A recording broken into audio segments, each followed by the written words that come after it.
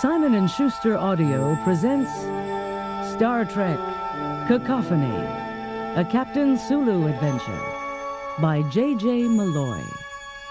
Starring George Takei as Captain Sulu, with Simon Jones, Marianne Plunkett, Lynn Thigpen, and Lee Wilcox.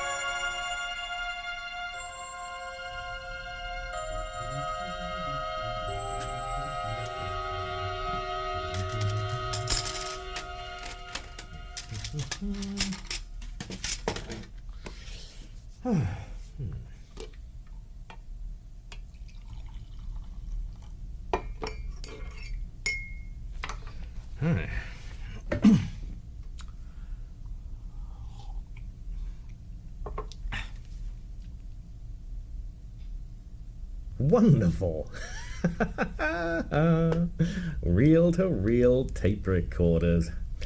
I love antique machines.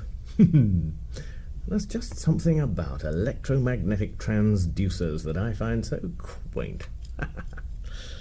Computer on. Now, if Sylvia will cooperate. Hello, Sylvia. All right, let's get started.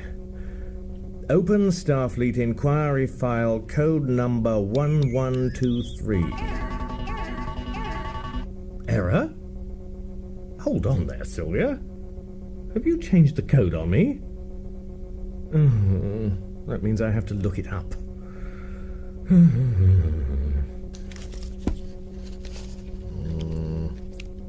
Why is it always human error?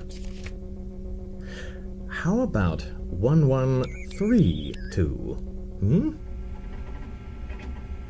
Ha. Stardate 8774.8. Lieutenant Commander Stuart Mulligan, temporarily assigned to Starbase 12. Summary report and procedural recommendation. Starfleet Inquiry File number 1132. Subject, Hikaru Sulu. Rank, Captain. Starship Excelsior. Stardates... well, I can fill that in later. Planet Stentor. Class M6, Number 4, O'Hare System. To be determined whether Captain Hikaru Sulu violated the Prime Directive through his attempts to resolve a local Stentorian conflict. The following represents a series of interviews, log entries, and depositions taken from Starfleet crew members and officials of the planet Stentor who were connected to this case. Addendum. Please be advised that the recordings of Citizen Ghazi of the planet Stentor were recorded from his open-air broadcasts heard around the planet. Subject refused to submit to an interview. I suppose I should be grateful Starfleet doesn't want this yesterday. Now then, let's see what we have here. It's really just a matter of maintaining some order.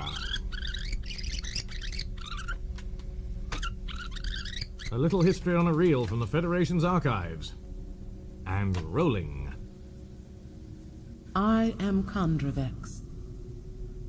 I have been chosen by the sensorials among my people to record a recitation of the Stentorian ritual called the Day of Silent Remembrance.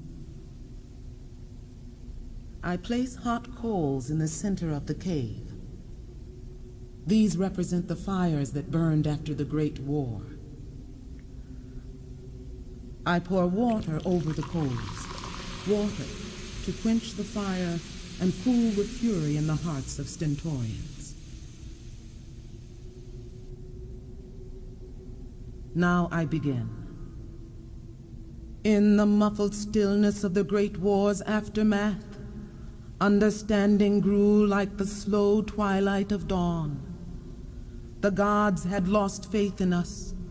Their silence was all we deserved. When the rain of bombs seemed to cease, and time was stretched in agony upon the rack of our endurance, silence grew long between attacks. A heavy silence, not to be broken, not even by the chants and prayers of priests who had assured our ancestors the gods had their attention. How much or how little remained of the planet above, none dared guess. But at last, our ancestors chose to brave the surface once more, to see what was left of the world that had been so foolishly destroyed. From the caverns of safety, the survivors returned to stare upon the rubble and the ruin of war. What else was there but silence? And then the wind picked up, and our ancestors first heard the breath of the gods strike the flute trees. And those who were sensitive could hear the voices of the dead in them, and they came to be known as sensorials. And from the words of our ancestors, we found the wisdom to rebuild our civilization. For the gods exist on the wind, and the wind's song is the song of the gods, mournful and pained. Sylvia, we'll use this as Appendix A. Title, Historical and Cultural Background. Also some introductory note. This recording was taken from Starfleet's archives and is included here for the light it sheds on Stentorian practices and beliefs. Who knows if anyone will find that useful? Well, you never can be sure, eh, Sylvia? Now, let's quickly check our other sources before we, or should I say you, put this in some order. Captain's Log, Stardate 8764.3. We have just received orders from the Federation to proceed to planet Stentor, located in the O'Hare system. Our mission is to investigate a disturbance emanating from the planet, which is interfering with subspace communications throughout the quadrant. Records indicate that the Federation's first contact mission took place over 20 years ago. No further contact has been made to date. Ha ha ha! Look at that. Well, Sylvia, I haven't seen a vintage C60 audio cassette in many an investigation. Let's dig out the D5M, and on it we have a deposition by the Stentorian proconsul, who is the same woman we've already heard from, Condravex, now the leader of the planet Stentor. Madam. Testing 1, 2, 3. I am Condravex. This is my response to the Federation regarding the visit of the starship Excelsior under the command of Captain Sulu. You must understand the lessons of our history. The Great War proved that too much technology led to our destruction. It was not with external things that peace would be found. For generations after the Great War, the sensorials and common citizens lived a harmonious existence. Practicing a philosophy of contemplation and meditation, we flourished. That is, until one day a rebel arose in our midst. It was for this reason that Captain Sulu arrived, and things will never be the same. Note, cacophony, from the ancient Greek, literally meaning bad sound, unpleasant, inharmonious, without coherence. Nicely put, especially around here. Oh, well, never mind. Try and concentrate. This is an investigation of charges lodged against Captain Hikaru Sulu. Category, Prime Directive. Regarding violations of the Prime Directive, we have many examples. Note, see for example, case files titled Kirk James Tiberius. Well, I should say the bulk of those files equals the size of that old Earth tome War and Peace. Sylvia, delete reference to Tolstoy. Sylvia, consult the Shakespeare Concordance and get me 5 quotations on justice. I'll choose one later. It is not surprising to discover that many of these cases concerning the Prime Directive turn out to be failures of communication to one degree or another. As it happens, communication skills and technology play important roles in this case. The Excelsior was under Federation orders to investigate subspace communication interference emanating from the planet Stentor. Such interference was unusual in and of itself, but reportedly beyond the capabilities of Stentorian technology. We find an element of urgency introduced to an otherwise routine follow-up mission to First Contact. Routine? The Excelsior could not be prepared for what was discovered. Exhibit A. Roll called. Where's Exhibit A? I can't proceed without Exhibit A. The The day- labels were carefully made. Sylvia, you can't have let me down. Ah! Ha! You little rascal.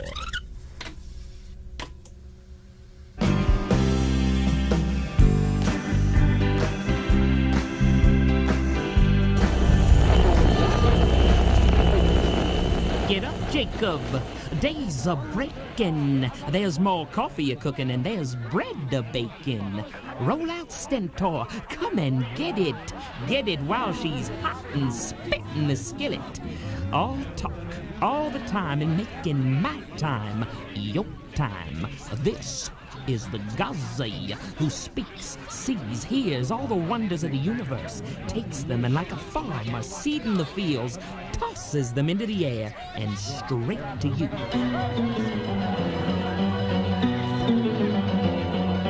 Yes, indeed. This is the Gazi, the one, the only, taking down the words from the great beyond and telling you that all you have to do is listen, listen, listen to the voices from above. The Romance of Helen Trent. For I have been blessed, my fellow Stentorians, with the ability to hear the words of the gods.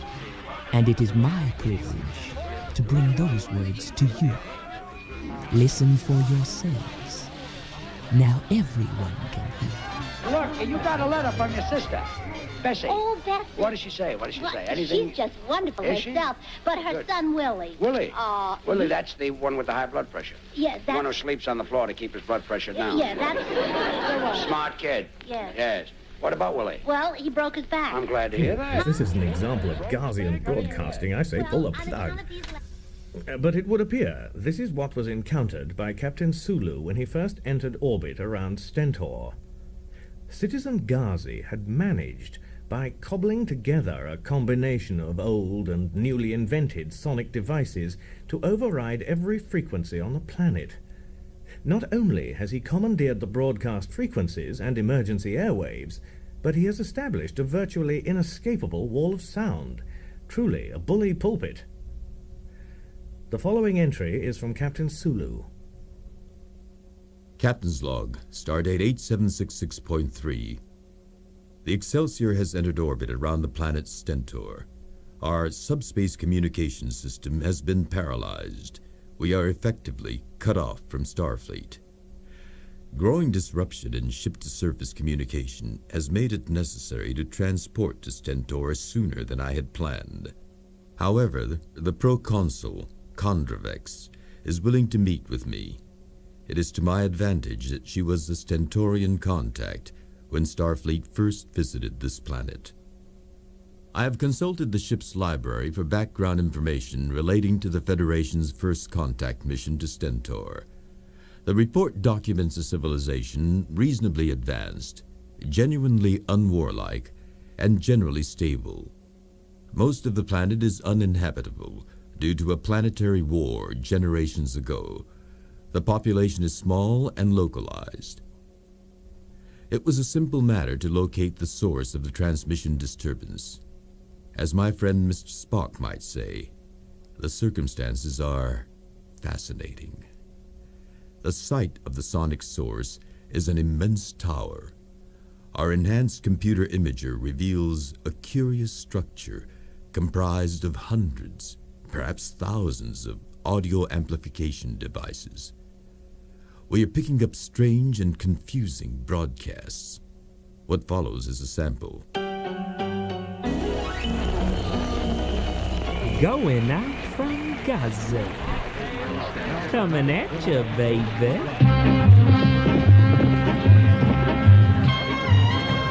Stronger than dirt. From my world to your world.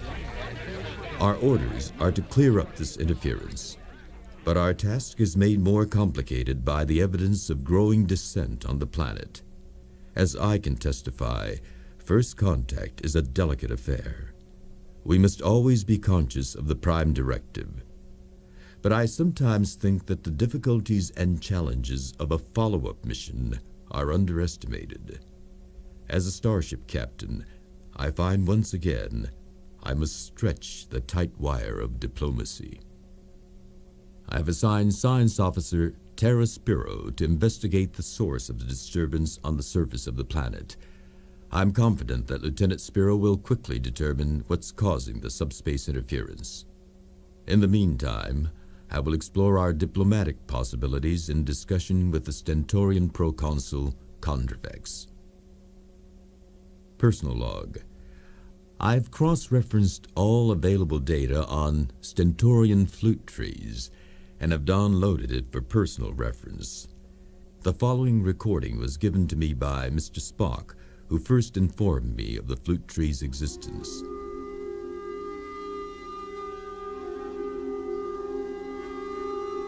It would appear that the flute tree plays a role in the meditation practices. I don't think we'll be needing your treatise on Stentorian flora, Captain.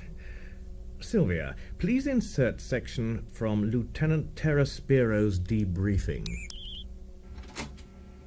Captain Sulu acted fully in accordance with Starfleet regulations. It is insulting and demeaning for you to suggest otherwise. Loyalty is a wonderful virtue, Lieutenant. However, I think, Sylvia, we need to hear the on-site logs of Lieutenant Spiro. I'm standing near the broadcast tower. My tricorder indicates that, as we guessed, this is the main source of the subspace communications disruption. I can see a growing number of Stentorians gathering in front of the tower. The mood, as I can best describe it, is restless. In accordance with Regulation 23-4C, Section K, I will keep an on-site log of my activities. Captain Sulu has briefed me on the situation here. A group, calling themselves the Ghazi, after their leader, has made what I must call a remarkable advance in the communications technology of Stentor. It's as if, in the 20 years since first contact, they've progressed from using the wheel to racing around in automobiles. Essentially, the Ghazi have the ability to capture or collect what amount to stray radio waves, which they then rebroadcast. These broadcasts are intensely disturbing to the small sect of Stentorians known as the Sensorials. The volume and content of the broadcasts is actually affecting this group physically. I have heard reports of serious illness among the Sensorials. The Ghazi will not stop. I remember the first time I heard phantom broadcasts, when I was at the Academy. Broadcast radio waves not only travel through space, but in a strange way, through time. Those I heard must have been hundreds of years old. The technical ability of Ghazi certainly is remarkable, although he does give the impression to his followers that this innovation is entirely his own invention. Modifications continue daily on his equipment, increasing his range and power. I don't know exactly how to take Ghazi's claim that he's been divinely inspired. But if he's to be taken as a religious leader, he's unlike any religious leader I've ever known. A broadcast is beginning.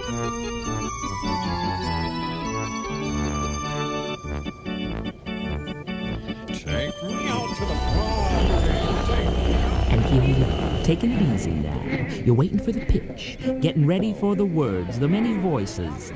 And by the way, this silence of Stentor, dating back to the Great War, nowhere has it ever been said that it was permanent. Yesterday, A date which will live in infamy. Not that anyone was listening. There we go. That's the message. Going, going, gone. Out to each of you. Listen to the voices of the great beyond. In the countless Stentorian orbits since the Great War, how many have wondered if this world is all there is? Are they just stories told to frighten children about shadowy figures and faint voices? Or should we say that no myth is without its kernel of truth? Curious. A rather veiled reference to first contact? Do Ghazi and his followers have knowledge of the Federation? Sylvia, please bring up the oral chronicle of Kondravex, proconsul of Stentor. Our decision not to inform all of Stentor of our first meeting with Federation representatives was a mistake. We were concerned with the damage gossip and rumor might have caused our culture. We considered the Federation unnecessary. A small group of Stentorians, the Sensorials, were informed at the time, and that is as far as it went. We have always been a slow-witted species. It took the Great War to show us the gods had lost faith in us. Why should they heed the prayers of so destructive a people? As much as I would like to believe that Ghazi has indeed heard their voices again, I cannot. Why would the gods choose a tinkerer to bear their message? It is a trick of some kind. The very fact that I can say so is proof. For would not the gods strike me dead for my blasphemy? When Ghazi first began to build the tower, we did not seriously consider the option of forcibly closing him down. Our own use of radio signals was limited, chiefly music to enhance contemplation and meditation. We did not know what his intentions were at first. Unfortunately, we are not gifted with second sight. Had I known then what I know now, the snow plains of the West would still be silent. But we thought, we can always turn the receiver off. Given time, everyone would grow tired of Ghazi's babbling. Calm would be restored. But then he began to infiltrate the very air around us. He began to blast us from his Tower of Babel. And the flute trees began to wither, and those among us who could translate the music of the trees began to wither and die along with them. He must be stopped.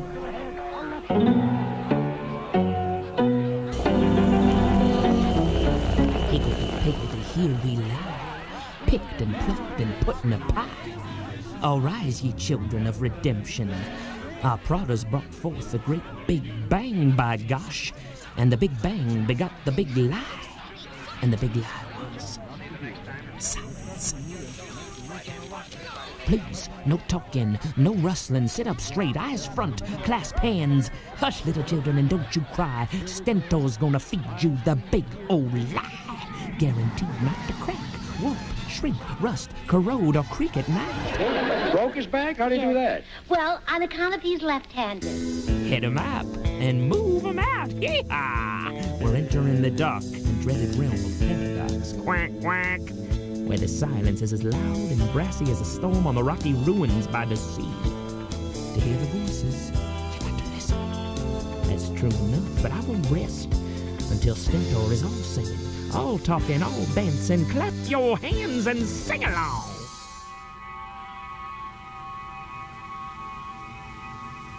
Captain's log, on-site record, stardate 8767.4.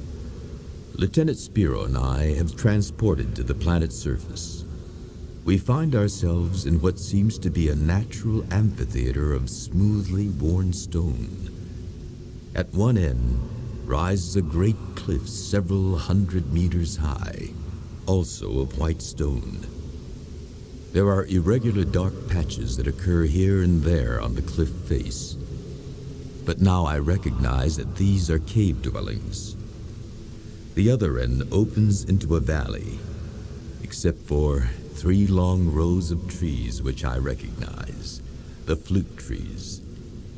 I realize that there seems to be no other plant life in this arena.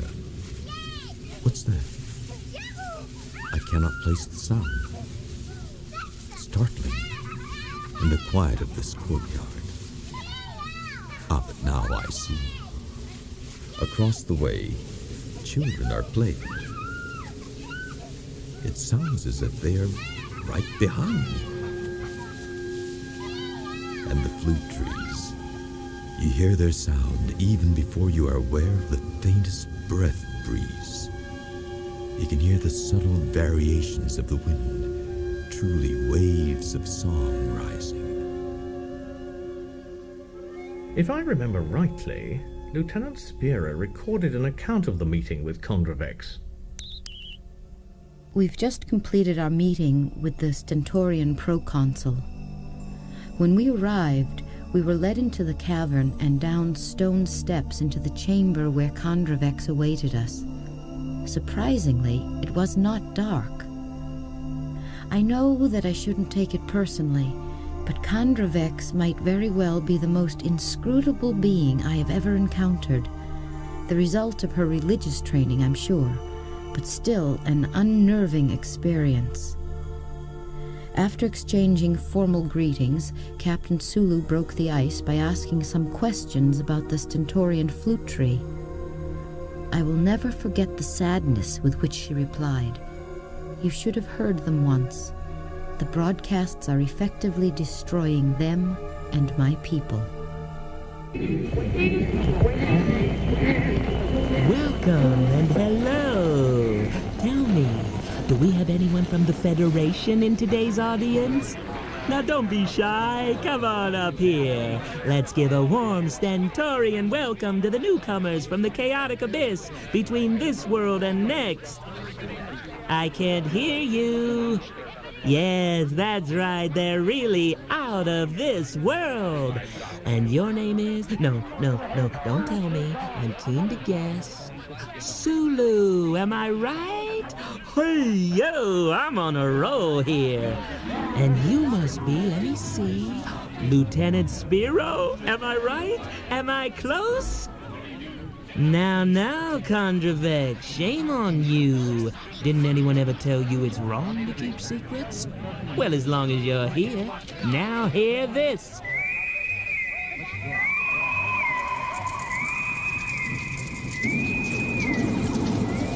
Great Ponder, the one that will be such a structure and they are. Yeah, give up your young and people have got to know whether or not their president is a crook. Well, I'm not a crook. Yes, well, you see what happened was, he had a donut in his right-hand pocket, and when he went to take it out with his left hand,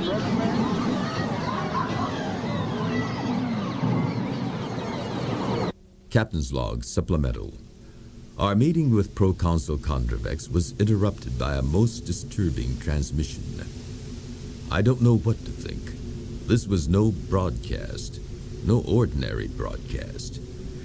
It was as if I were standing within one of those old-fashioned funnel speakers. The sound was not only all around me, it went through me, too. After recovering from the initial shock, both Lieutenant Spiro and I raced to the tower itself, but the quiet of Stentor had reasserted itself. I am most disturbed by Citizen Ghazi's mention of Lieutenant Spiro and me by name.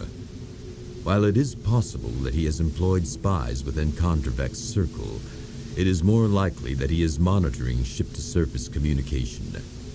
This greatly alters our position here. It is critical that we do not become the focal point in this conflict. Lieutenant Spiro and I are to meet with Condravex again in 2 hours. In the meantime, I'm going to take a closer look at the grove of flute trees.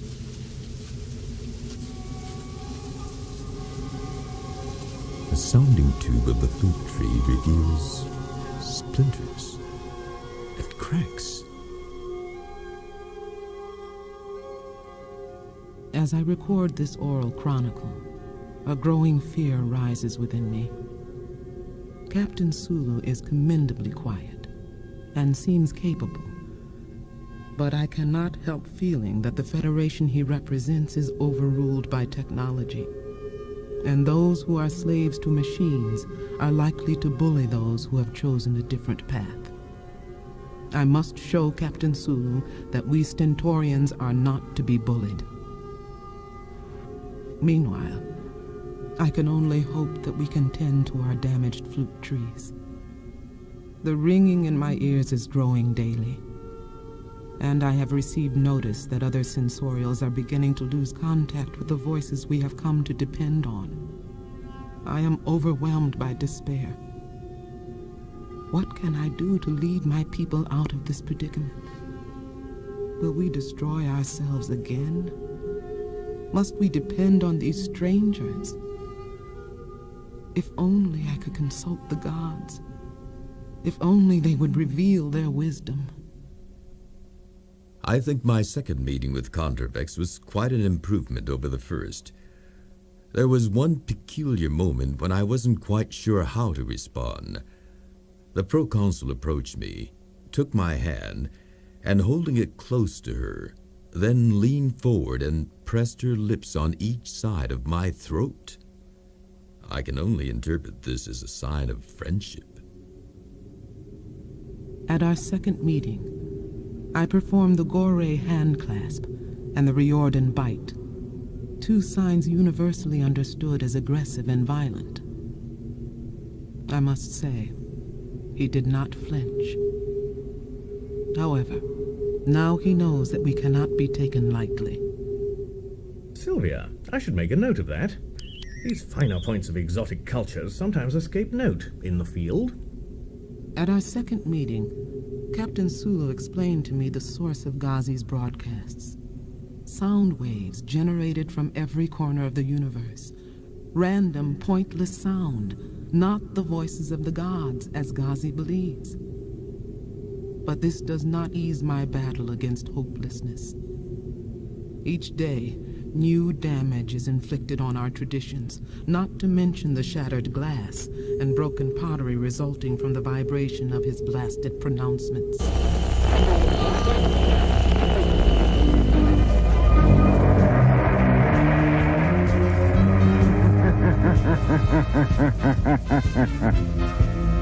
Who knows what evil lurks in the hearts of men?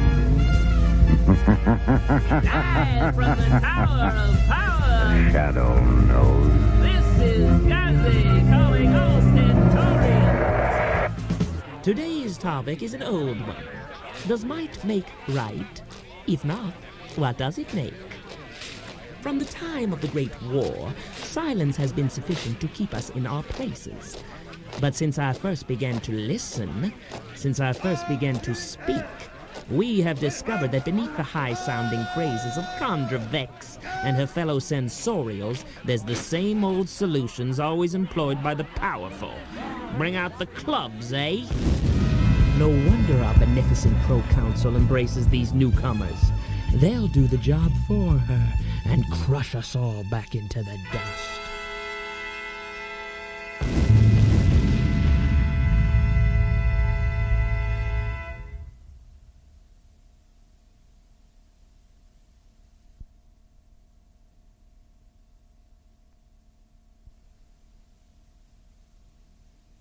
How many species have we encountered, only to find the patterns of human history being replayed? Sylvia, find the earliest reference to the Tower of Babel for use as an epigram. It is quite simple, I told Captain Sulu. Ghazi had very clearly crossed the line between a difference of opinion and all-out rebellion. He is destroying us. Though perhaps all that can be seen is the crazing of a fanatic, what is happening is that the fabric of our society is every day increasingly torn and frayed. It is not his message, though I find it abhorrent and obnoxious. It is the medium. You see, he is destroying the flute trees. The wind song of the tree is like the mortar that holds together a brick wall. But in this case, what's held together is our sense of balance. our well-being. When the breeze sounds the trees, all stentorians are as one. It is our time of community, our time of communication. More importantly, there are a group of stentorians, the sensorials, who by listening intensely to the sound of the flute trees can actually hear the voices of those who have come before us. We are in touch with the souls of Stentor, and these voices have managed to guide us in a peaceful existence. If the flute trees go, I fear our civilization will cease. Captain's Log Supplemental. The situation on the planet Stentor is moving toward a crisis. My first option is to direct a meeting between Condravex and Ghazi himself.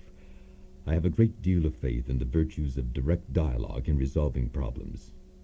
However, at this time, Ghazi is unreachable. His tower is surrounded by his followers who will allow no strangers access. I can only hope that Condravex will find us a way in.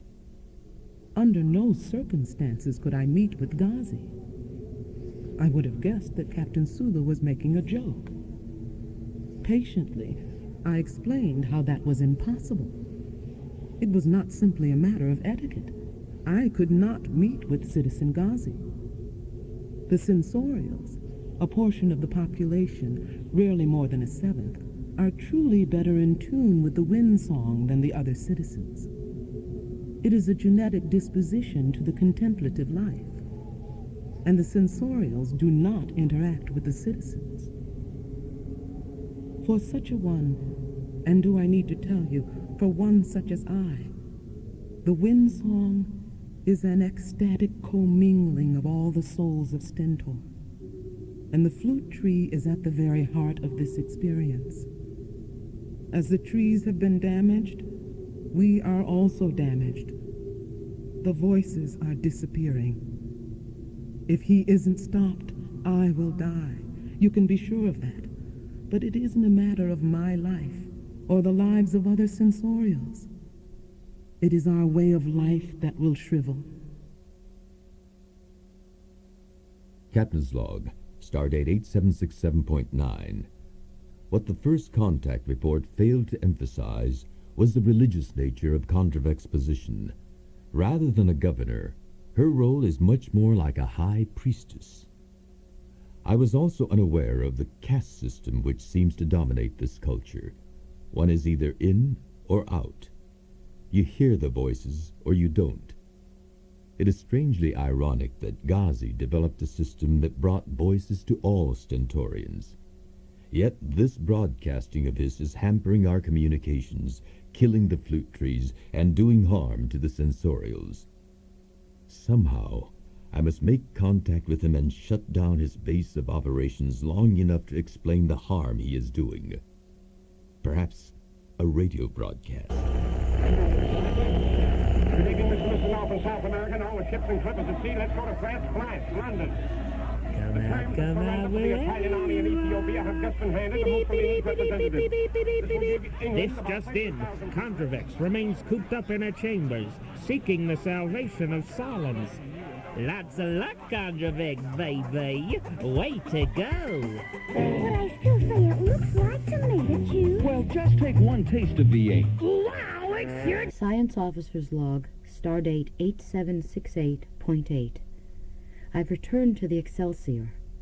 Stentorian broadcasts continue to be monitored closely, but waiting for the inevitable interruption from the Ghazi is nerve-wracking. I think every pause will turn into one of his harangues. Because it is evident that Ghazi is picking up Excelsior communications, the captain has ordered on-board silence, and all internal business is now being conducted the old-fashioned way. However Ghazi made the leap to his present technological status, after examining the flute trees, I have determined that one aspect of his broadcasting depends upon the Stentorian environment. I'm referring to the broadcast that overwhelmed us in the chambers of Condravex, for which no receiver was required. This is because Ghazi uses a frequency which agitates the sounding cone of the flute tree. Ironically, the tree that's at the very center of Stentorian quietism effectively amplifies the Ghazian transmissions. This is Condravex. I am profoundly aware that it is unusual for me to broadcast to you, my fellow Stentorians, on a day that is not marked on our calendar. But I can only say that circumstances demand extraordinary actions. Our survival has long been linked to our understanding of silence, in which true freedom rests. But now, the Ghazi make a mockery of our faith and spoil the sanctuaries of Stentor. This brood of mockers, led by the false prophet Ghazi, make claims of godliness and lay charges of violence, hypocrisy, and conspiracy against me. Were it just a matter of insults, you'd hear nothing from me. But Ghazi has gone beyond rough speech. To begin with... Excuse me, Condravexi, but did I give you permission to speak? I don't think so. Just as long as this is my wavelength, if you catch my meaning, I'll just take over now, thank you. Yes, I know exactly what you're going to say, as well as if I heard you say it. How this here operation is based on fraud, and how your little friends from the Planetarium of Feds, or Federation of Planets, or whatever they call themselves, that they're behind all the voices. There is no message from the gods, because if the gods were going to speak to Stentor, they'd call you first. Am I right, Condravex? Well, God is a concept by which we measure our own pride, and you must be pretty upset that the gods chose me to receive the word. But yoo-hoo! The gods don't care about Stentorian protocol, K-Vex. Now, you all know how I feel about secrets. Secrets bad. Talk good. So let me share another secret. Ready? Sure? It was people like you that made the Great War. You and your secret weapons, your secret plans. We now resume our normal broadcast day. Well, you tell Bessie the next time, and tell Willie that if he's got a donut in his right-hand pocket, to try to take it out with his right hand. Yeah, but that's hard to do when you have your pants on backwards. Captain's log. Like a startled deer, Condravexis bolted when she ought to have stood still. It had been difficult enough to convince her of the necessity of making a broadcast. Even in an emergency, she is reluctant to violate Stentorian tradition. Perhaps I emphasized the importance of the broadcast over the need to choose the right time. I had hoped that the Excelsior would have been ready to prevent Ghazi's interfering. Perhaps she misunderstood me. Perhaps I didn't make myself clear. It is hard to imagine the situation worsening, but I must now add the damage done to Condravex's image to the Stentorian mess. If I'm right about Ghazi, he will make the most of this. I wonder, Captain, if you imagined someone like me examining the damage done, this Stentorian mess, as you call it. Hard to imagine the situation worsening. But let's continue, Sylvia. Everywhere, the effects of the Ghazian broadcasts are evident, and though my contact with Stentorians has been brief, I can detect flashes of irritability, fleeting lapses of attention. Of special concern is the condition of Condravex, but I must say that I'm not sure that I am thinking as clearly as I would like, as I need to. Ghazi has a real knack for prompting reaction. When he's on the air, I can almost believe that nothing would make me happier than blasting him to smithereens. But this is not a reaction I can allow myself to even entertain. Ghazi shields himself by claiming divine inspiration, the right of free speech. It's as if he knows precisely the arguments that tie our hands. Certainly the presence of the Excelsior is inciting him to go further. The natterjacks of negativity would like nothing better than to see old Ghazi beamed out to a far-flung quadrant of the galaxy, far beyond the shadows of the moon of Stentor. Not today. Hello, this is Gavin with Gazi. What's up? You're on. Gazi, I just want to say that I think what you're doing is wonderful. Why, thank you for listening, listener. But there's no point talking to me. It's just like talking to yourself. That's free speech, friends. And freedom of speech without freedom of the airwaves is like a goldfish in a bowl with nowhere to go. Nowhere at all. Navigator, plot a course direct to the soul of Stentor. All aboard, ting-a-ling-ling. It's the Gazi man here with useful tips for self-improvement, and time's a-wasting because everything I've said to you has been all about time. There's the great fat mystery for you. The time for silence is over. It's through. It is kaput. The show's over, kiddies. No time to delay. It's reality time. Uncut, unexpurgated, unadulterated. The old ones. I cannot hear the ancestors. I cannot hear the ancestors. Laughter in the hallway.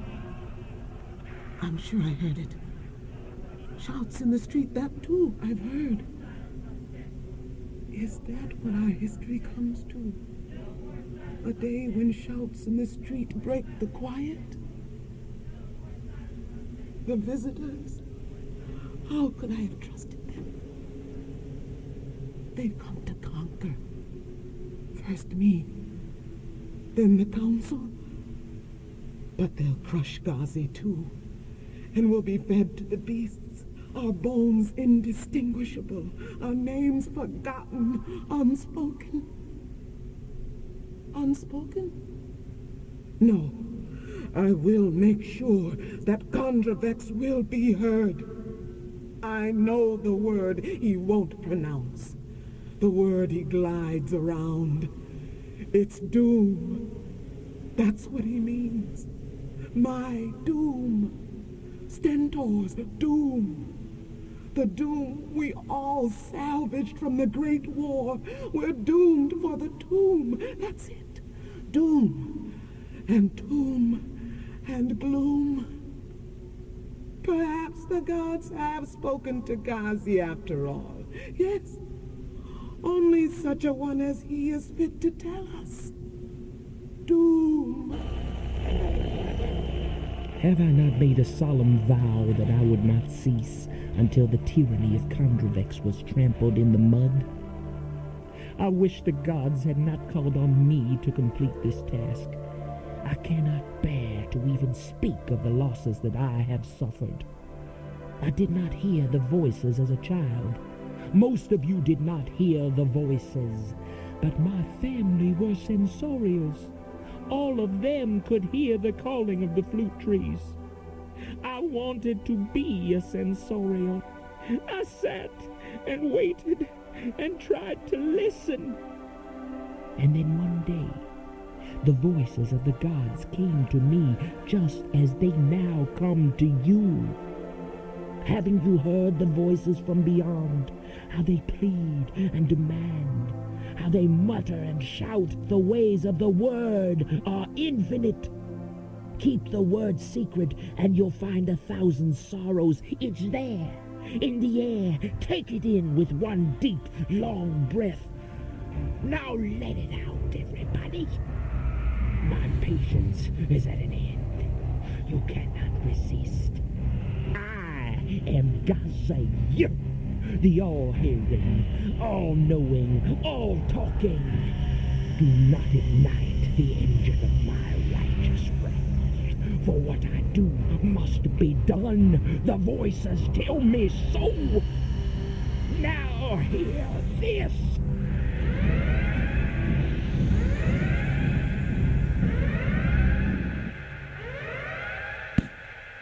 Force measures him right to the body, a left hook to the jaw, and Smealing is down. The count is 5, 6, 7, 8. The men are in the ring. The fight is over. On a technical knockout, Max Smealing is beaten in 1 round.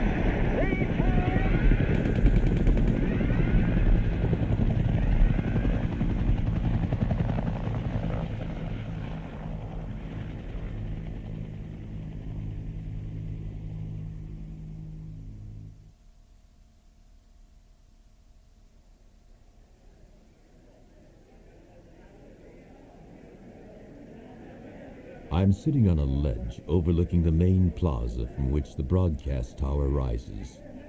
It is practically acoustically perfect. You can hear a whisper from across the way. But now it is filled with groups of citizens, talking. The broadcast has stirred them up. There's another disagreement. The very air seems charged. Since her last broadcast, Condravex has remained out of sight. The absence of her guidance seems to be accelerating the Stentorian decline. However, Ghazi has always been the pivotal figure of this affair, and it is he who will be key in determining the future of Stentor. For now, everyone is, what's the expression, waiting for the other shoe to drop. No matter what I think of Citizen Ghazi, the fact is he must be a technical wizard to have developed the devices he has. Unfortunately, his talents tend too much towards self-indulgence. According to the Prime Directive, that's not for me to say. There is a quality of insanity in his inspiration that doesn't make me very hopeful he'll respond to reason. My reason. What's that old line? There's no touch of genius without a touch of madness. I need to show him that the Prime Directive speaks to him as much as it speaks to me. My ship, my crew, my uniform. These are meaningful because of the Prime Directive, not the other way around.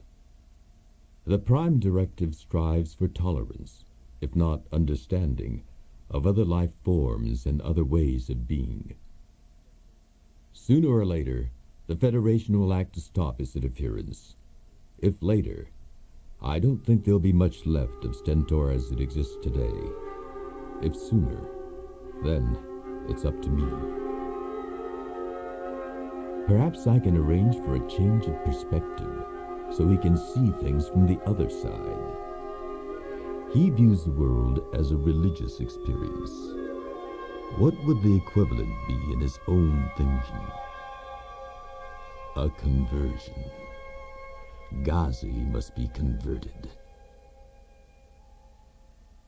Interesting. Sylvia, take note.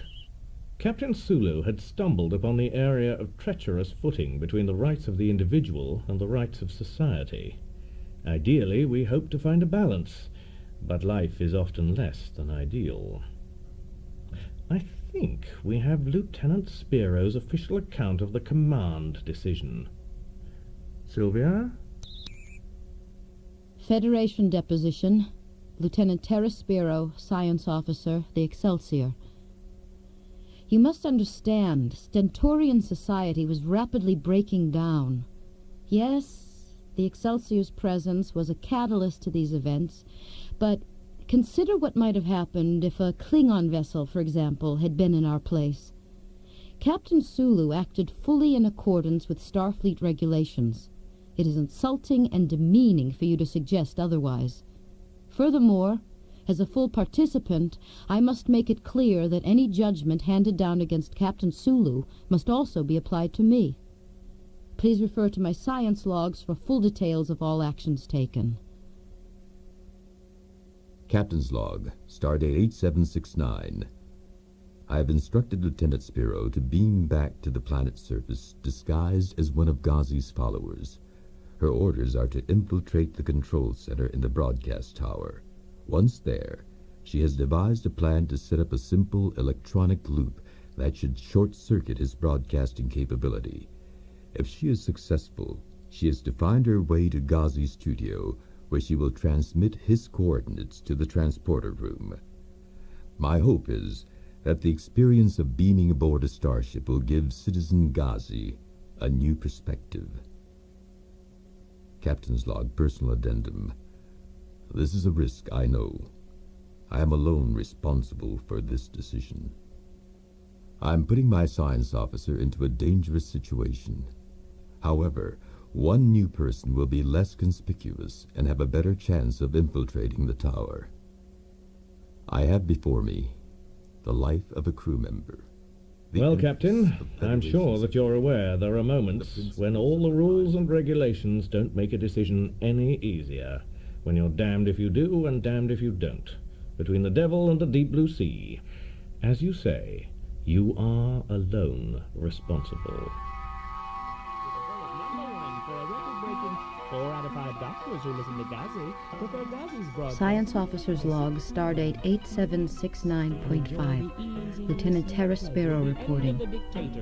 I was able to slip by the security guards at the door to the tower. I find this vast complex almost empty. Our scanners indicated that the master control should be located somewhere in this vicinity. My tricorder indicates that it's located in the room just up ahead.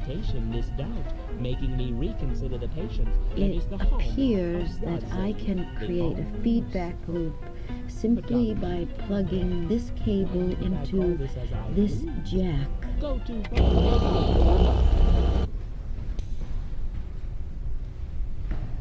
Lieutenant Sparrow to transporter room. Lock onto these coordinates. 2 to beam up.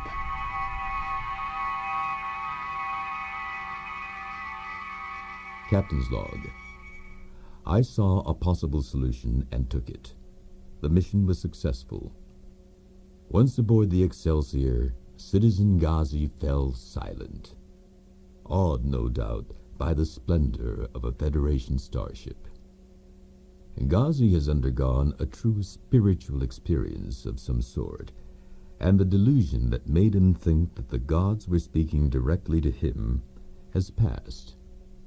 Gently, I explained to him the true source of his revelation. I was impressed by how quickly Ghazi was able to comprehend the reality of what had occurred. It is evident that Ghazi's broadcasts were motivated by a desire to unite the Stentorians, not to separate them. The need to include all Stentorians in the fundamental act of listening went a bit awry. And yet I feel confident that Stentor has a better chance of surviving now than it did before we arrived. It was as if the Federation heard a cry for help and came to the aid of this planet. I have arranged for Contravex to see our medical officers. Perhaps the atmosphere on board the Excelsior will provide a conducive environment for these 2 Stentorians to find a solution to their problems. My recovery is due in large part to the attention provided by Captain Sulu's medical staff. These past few days have been worse than any nightmare. I was groping in the darkness. Without the voices of our ancestors to lead me, I experienced a profound loneliness. But strangely, as I lie in a starship suspended above my planet, I realized that we sensorials have been living a separate life from the other citizens on our planet. The past was the focus of our lives, but the present is what we experience together. There has been an insurmountable wall between me and the citizenry. Ghazi was indeed reaching out to me, to everyone. The voices of the gods remain elusive, but I believe I have heard a message that will allow me to unite all the people of Stentor. The supporters of Ghazi are no less transformed by the experience. Ghazi himself begs to be reconciled to Stentorian practice. We both know how much we each owe to Captain Sulu, even though we did not have to say a word. Some experiences transcend language. How nice for you, how nice for Stentor. Don't we just adore happy endings, Sylvia? But rules are rules, and without a doubt some rules have been bent, shall we say. Sylvia, bring up Captain Sulu's log entry of his visit to the grove of flute trees. Also, cross-reference any notes Lieutenant Spiro may have made. It is here that I think we may in fact find our justification for said rule-bending. The Federation has a decided soft spot for exotic flora. Though the atmospheric conditions have been simulated, there is no substitute for being here and actually catching the rising tones of the flute trees. I was intrigued by the response Contravex made. You should have heard them once. I have taken the opportunity to examine the flute tree more closely, and the sounding tubes reveal splinters and cracks, damaging the harmonic range of this remarkable plant. Interesting. This flute tree is split open. Apparently, Ghazi's broadcasts agitate the sounding cones of the tree. Ironically, the tree that's at the very center of Stentorian quietism effectively amplifies the Ghazian transmissions. I've noted that as the flute trees become damaged, a portion of the population known as sensorials exhibits a change in behavior. Depression, and in some cases, physical debilitation have been documented. Sylvia, I'm counting on you to put this into formal terms. You know we're a team. Introduce everything you can find on Stentorian flute trees, along with Federation procedure regarding endangered flora and fauna. Regarding Captain Sulu, Starship Excelsior, file number 1132. In any investigation of charges relating to the alleged violation of the Prime Directive, we must always bear in mind the peculiar circumstances which might demand such action. So far so good, eh, Sylvia? In the first place, let us underline the fact that no complaint has been lodged by Stentor in this affair. Therefore, this report can only deal with the internal guidelines established by the Federation, guidelines which necessarily must be flexible. All evidence indicates that the initial situation developed through startling innovations of Stentorian technology. Captain Sulu's first order of business was to resolve those problems said innovations created for Federation communication. Upon discovering the facts of the case, Captain Sulu proceeded in accordance with regulations. Note, the Ghazian broadcasts not only caused physical damage to a rare plant, but there is evidence that they greatly affected the psychological stability of the entire population.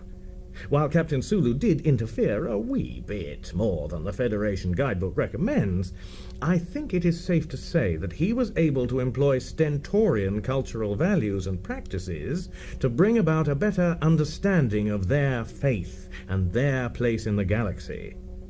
Captain Sulu acted to preserve Federation security, while at the same time showing the highest regard for Stentorian integrity. It is our recommendation that no further action be taken. An officer of Captain Sulu's ability is of far greater use to the Federation in the field, as it were. However, I cannot close without remarking that we must consider with greater caution our own subspace transmissions, as it is apparent that we can never be sure who is listening. I think that should do it, Sylvia. Captain's Log, Stardate 8775.6. Contravex and the Stentorian Council have refused my offer to participate fully in the Federation.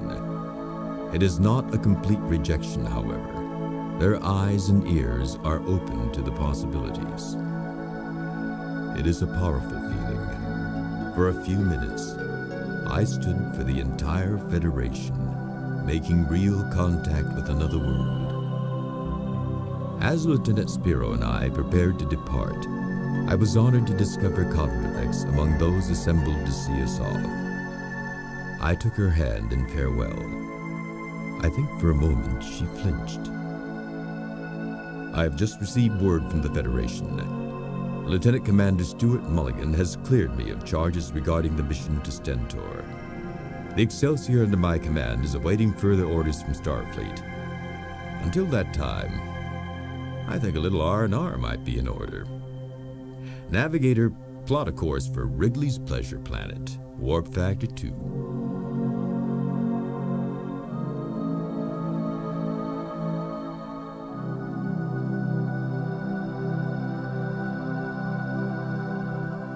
And the voices faded to one voice, and that voice told me, We are not alone, dear friends.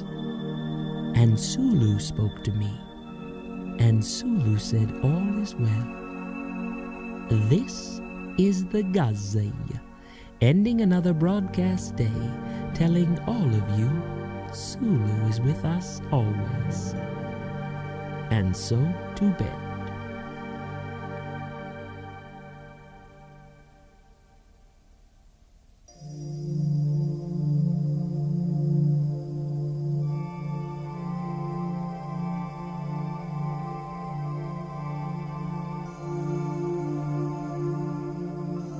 Star Trek Cacophony, a Captain Sulu adventure, was written by J.J. Malloy.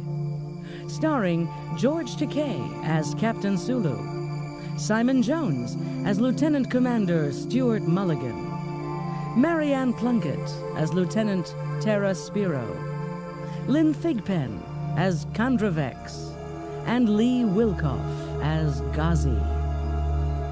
The recording engineers were Jesse Plumley and Rick Dasher, with post-production by Stephen Erickson, and sound design by Karen Perlman. George Takei was directed by Jill Demby Guest. The associate producer was Christine Nelson. Star Trek Cacophony was produced and directed by Karen Fruman. The executive producer was Sandra K. Moore. This has been a presentation of Simon & Schuster Audio.